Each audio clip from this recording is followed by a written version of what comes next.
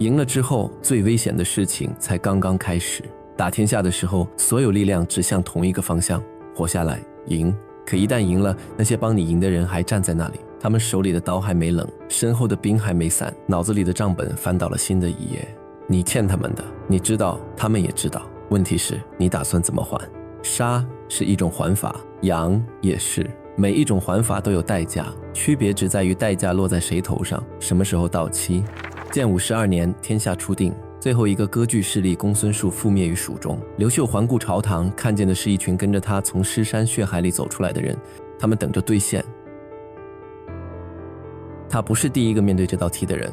170年前，同一片土地上，刘邦用了最直接的解法：韩信死，彭越死，英布死，卢绾逃，异姓王几乎无一善终，理由各不相同，有的谋反属实，有的纯属构陷，但逻辑只有一条：帝国不能有第二个用兵者。刘邦的方法干脆有效，代价也明确，他活着是镇得住，他死后屡试外戚填入宫城留下的真空，权力厌恶空白。你清教一批人，必然有另一批人涌入那个位置。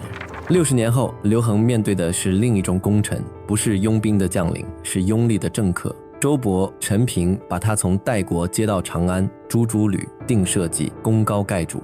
刘恒用了15年，一步步收权、架空、削爵、找罪名，最终周勃2度下廷尉狱，陈平早死，功臣集团被逐出核心圈层。刘恒的方法精致、缓慢、不见血，代价是15年的隐忍以及一个始终不稳的前半朝。2种解法摆在那里，刘秀选了第3条路。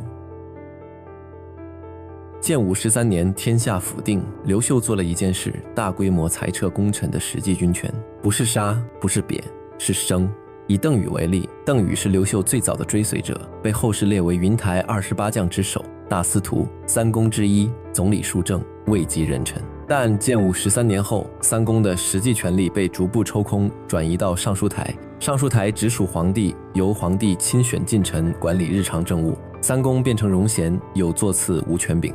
虽至3公，事归台阁，这是后来史家对东汉权力结构的定性。台阁就是尚书台，3公沦为疑点性存在。邓禹当了20余年大司徒，10亿万户，仪仗隆重。可帝国真正的运转枢纽不经过他的手，他签不了调兵令，批不了地方人事，甚至看不到每天送进宫里的机要文书。高官厚禄，门庭显赫，只是与权力无关。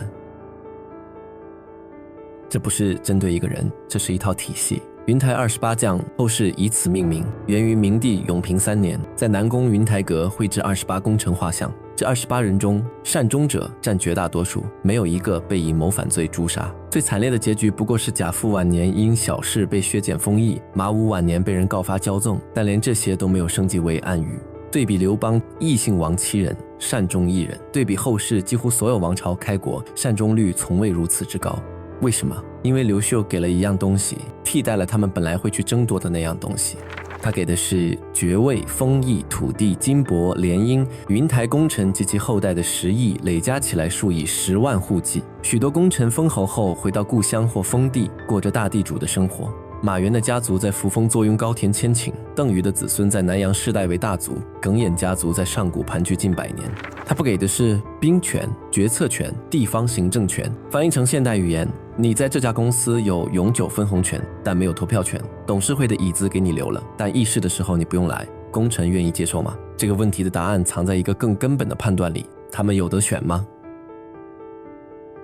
刘秀与刘邦最大的区别不在性格，在结构。刘邦的功臣是独立军头，韩信有自己的兵、自己的将、自己的后勤系统，他们先于帝国存在，甚至先于刘邦的霸业存在。他们带着自己的资本加入联盟，联盟结束后自然要分家。刘邦杀他们是因为他们有独立翻盘的能力。刘秀的功臣不同，他们大多数是在刘秀已经建立基本框架之后才加入的。更关键的是，他们的军事力量从一开始就嵌入刘秀的体系之内。邓禹带兵西征，兵是刘秀拨的，吴汉任大司马，统帅北伐，打完仗兵权交回中央。他们不是独立军头，是职业经理人，刘秀是唯一的大股东。这个结构决定了他们从来没有真正的反的资本。既然没有反的资本，杀就没有必要；既然杀没有必要，赎买就是最优解，给足利益，让他们心甘情愿退场。不是刘秀比刘邦仁慈，是他面对的棋盘不一样。刘邦面对的是合伙人分家，必须拿刀；刘秀面对的是员工退休，发补偿金就够了。结构决定方法，方法看似道德选择，实则物理约束。但赎买也有赎买的问题，你给钱给地不给权，钱和地落到哪里去了？落到地方，功臣带着万户封邑，千顷高田回到家乡，变成什么？变成豪强。更准确地说，他们本来就是豪强出身，现在带着国家正式颁发的爵位和封邑回去，变成了更大的豪强。朝廷用一纸诏书把他们从长安请走，他们在地方扎下的根却比战争时期更深、更密、更不可动摇。这就是那份政治合同的续约条款。上一期说过，刘秀的天下本质上是豪强集团的联合投资。打天下时的对价是不动你的田，现在做天下了，处理工程的对价是再多给你一些田。两笔账叠在一起，地方大族的力量被加倍固化。建武15年，刘秀下令渡田，清查天下土地与户口，这是他试图摸清帝国真实家底的动作。结果河南南阳诸郡上报数字严重造假，刘秀诛杀了10余位郡守，但郡守只是替罪的工具人，背后的大族一根毫毛都没有动。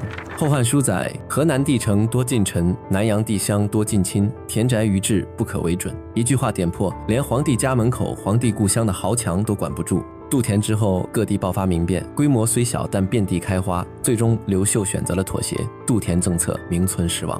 帝国的基层控制权在他手里没有拿回来过，也许从一开始就不在交易范围内。云台功臣善终，后世称颂刘秀宽仁，称颂东汉开国不杀功臣，但善终是需要付账的，账单不写在当代，写在后面。功臣变豪强，豪强变门阀。第一代还知道规矩，我退出朝堂，安享封邑。第二代开始联姻，邓禹的孙女嫁入皇室，马援的女儿成了明帝马皇后。第三代开始控制选官，举孝廉制度下，谁有资格被推举，由地方大族说了算。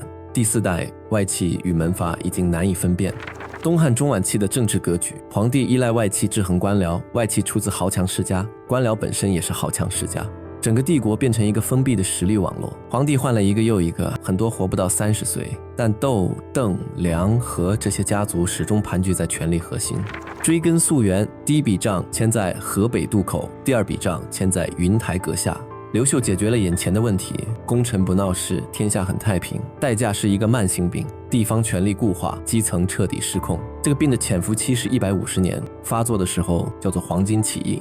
从建武元年到建武中元2年，刘秀驾崩33年，没杀一个功臣，没有一场宫廷政变，没有一次大规模清洗。回头看这套方法，抽空3公10权，设尚书台，收归决策，以绝路封邑，赎买退场，用联姻绑定而非用刑罚威慑，每一步都精确，每一步都温和，每一步都在把矛盾推向未来。不是不知道代价，是此刻没有更好的解法。或者说，对于一个借了豪强的本钱打下天下的人，这已经是他能做到的极限。你不能拿着别人的钱赢了牌局，然后宣布这张桌子以后只许你一个人玩。他只能把桌子维持住，让所有人都觉得继续玩下去比掀桌子划算。至于150年后这张桌子会不会塌，那是后人的题目。但后人的题目不只是桌子塌不塌，是塌了之后从废墟里站起来的人会开出什么样的新条件。